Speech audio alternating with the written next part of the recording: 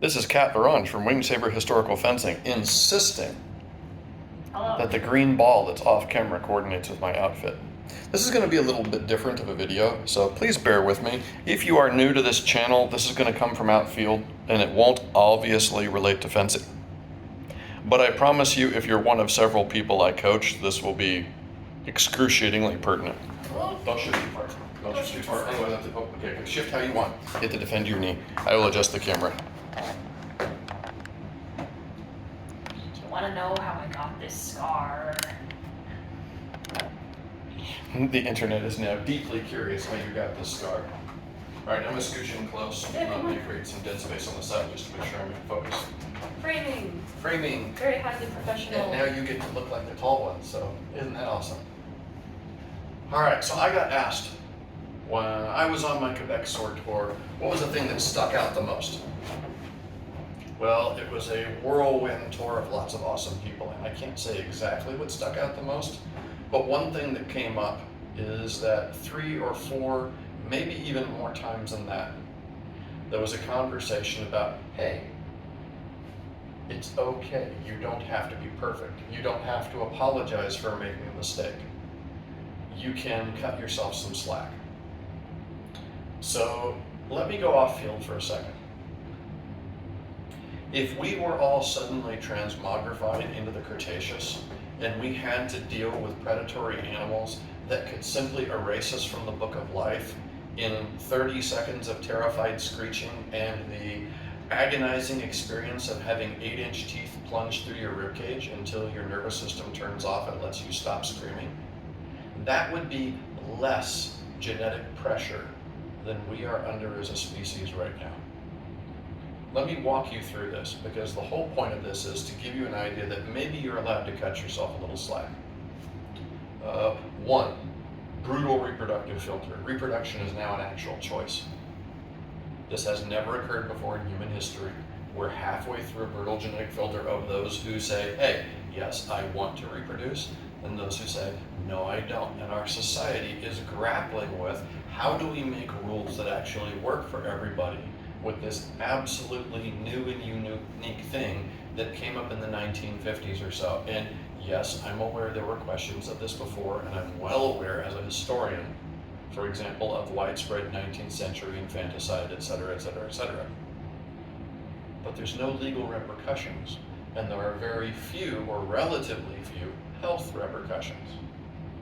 I mean, if you're using abortion for birth control, that will affect your later fertility. That's just a fact, as the post-Soviet space is discovering very fast. And other stuff, look it up. Yeah, and other stuff, but that's not even the point of this. But this is just one thing going on.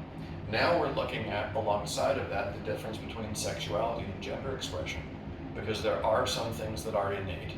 And as a fencing coach, if I ignore those things, I will break you. We have examples where I have tried to coach unisex, and the people who are more delicately built tend to break. And not all the people who are more delicately built are female, but you do have to pay attention to certain differences, certain changes in stance. If you have a heavy chest, you have to work around that. We have a video on that. If you have longer thighs, it changes what your peris look like. Literally, because we generate power from the waist, and the waist is directly tied to the hip flexors. So then we have all this stuff that's currently tearing our society apart.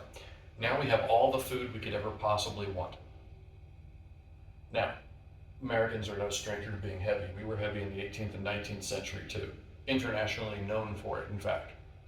My ancestors had a common saying that we dug our graves with our teeth. But now we have all the food we could ever possibly want all the time. So now we have to figure out how to say no to our giant biological urge to tank up now because the winter is going to be lean. And our species died of hunger-induced sickness, starvation-induced sickness, more often than anything else, including predation. The predation was real. That's why kids are afraid of the dark. But it's there. Now we have, what was the other pressure? We have bills. I mean, if you go back in time and you can avoid the Tyrannosaurus, hey, for the next day, you're awesome. That family of Tyrannosaurs didn't catch you, which is important because the little ones are fast and even more hungry than mom. Moms are usually hungry. Facts. You're a mom, are you usually hungry? Yes. Okay. But the electric bill, that stress doesn't go away. Ever. Ever at all.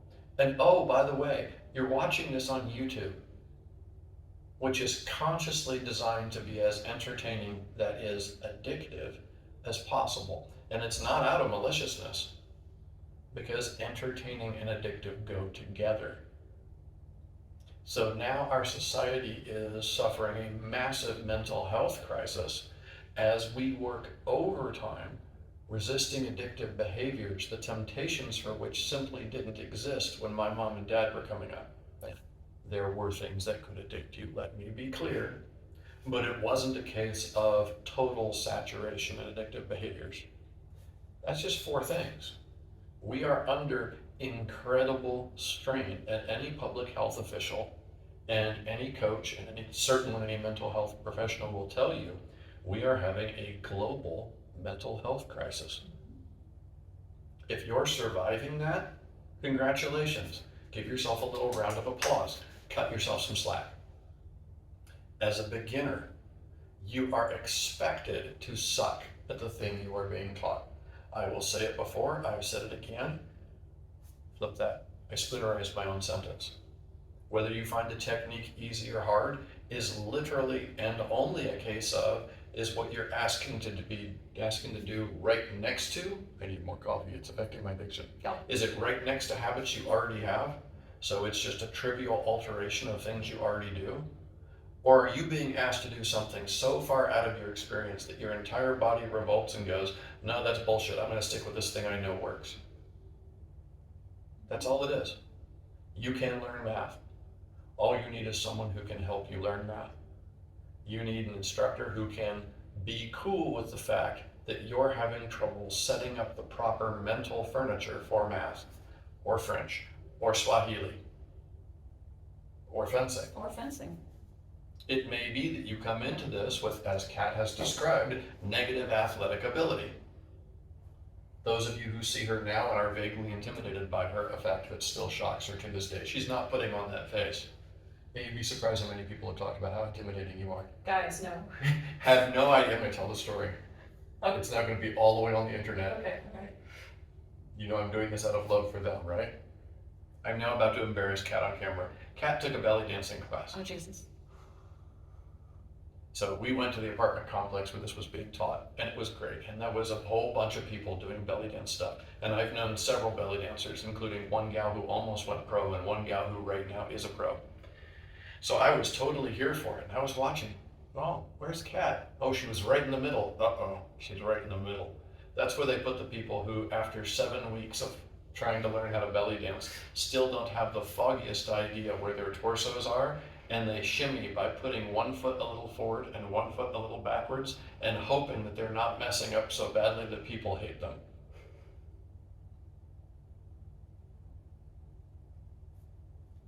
She's not making that face up. Remind me at some point of some deeply embarrassing thing I can share too. Yeah. Okay, so the point of this is, you see video of Kat now and she moves like, well, hot damn, I'm a fencing person, right? Well, if you are having a moment of absolute klutz therapy, cut yourself some slack. You don't have to apologize for being a beginner. In fact, please do not apologize for being a beginner. Unless you need to feel better. Problem is, if I tell people don't apologize for being a beginner while they're being a beginner, and I say it like that, then they feel guilty because they apologized for being a beginner. Okay, that's fair, I've been there. Yeah, so your nervous system does the following. You hit something, bang, it's hard. One of 2 things happen. Your internal structure and support stays intact and you go, this is new and strange and I'm having trouble with it. Or you lose that and you begin to make self-erosive comments and thoughts. It's not my kung fu sucks, it's I suck. And then you start telling yourself nasty stories about yourself, and slowly but surely they all become true.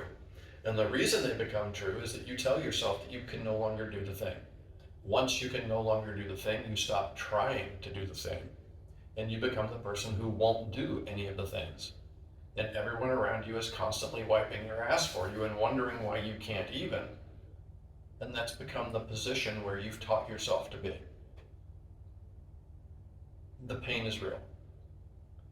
How do you maintain that? Well, I mean, I work with people to help them maintain that with anxiety and all that kind of stuff. But at the same time, on a surface sports level, give yourself permission to suck. I have wonderful students who put video of them being beginners who absolutely sucked up on the internet for the entire world to see. In school parties, we go back and watch the old video while they mock their old fencing. It's hilarious, especially with a couple of our extroverts who are like, yep, that's me. Look at it. Look at the awesome alignment I'm in. And it's great. But one of the reasons they did that was explicitly so that those of you who are still absolutely sucktastic at fencing can see that you are not alone. Constantly comparing yourself to somebody who's been fencing for 10 or 12 years, or who has fabulous coaching in Kung Fu or Modern Olympic or something like that, and then transfers that to fencing. So you're 5 months in and they're 5 months in, but they're bringing a PhD in movement along with them, and you're bringing a bunch of banged shins from the coffee table with you. It's not comparable. It's not comparable at all. So before I bloviate on this too far, especially since this is super important, but not what most of the YouTube looks for in a fencing video, what do you got to add for this? Oh no, I've been put on the spot. And now I've forgotten how to speak English. You basically said everything. Oh dear, I ran her over. All right, so I'm gonna put out a marker and Kat's gonna say true or false. Okay. With not just you, but many of the other students in our school. Whether they are unstoppable ass kickers who cannot even be hit that morning, or whether they flail around looking like they've only had 4 classes getting stomped on by the super newbies, is 90% a measure of whether they can get out of their own way.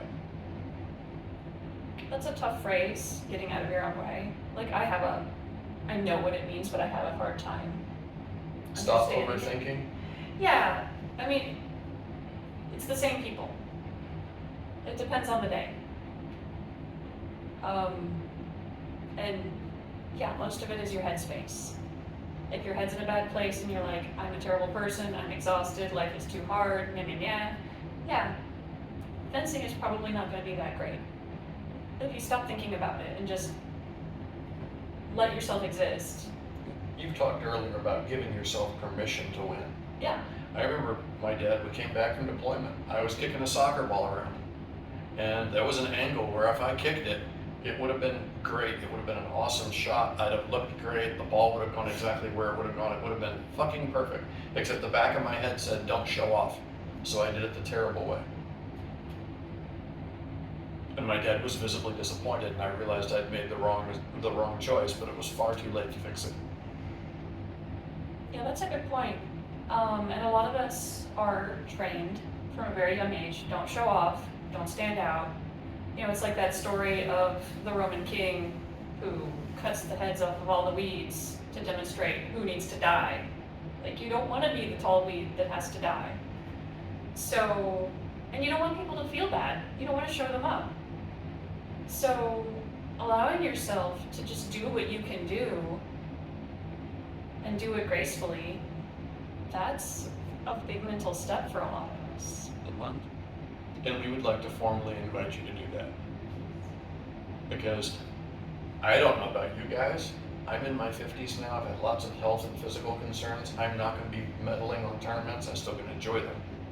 I want to be hit by you guys. We have a saber play date where everybody's playing around. I want beginners to hit me. Now, I may leave a few extra holes that I wouldn't leave for someone who I know I have to bring my A game all the time. And it may take you a while to figure out how to get to that place to hit me. Good example, Francois in Quebec. Francois Pivot is fixing some fundamentals in his fencing that didn't get fixed because he didn't have a coach who was able to coach to a specific style. So I was helping with lots of fundamentals. So when we bowed it, now of course I ate him. but he landed an absolutely clean, gorgeous, pristine, style-appropriate thrust to my chest. It was fabulous. And he's going to remember landing that thrust much longer than he remembers me cut 5 falsing him to the stomach. And I'm going to remember him landing that thrust much longer than I remember cut 5 falsing him to the stomach. I still remember that right there.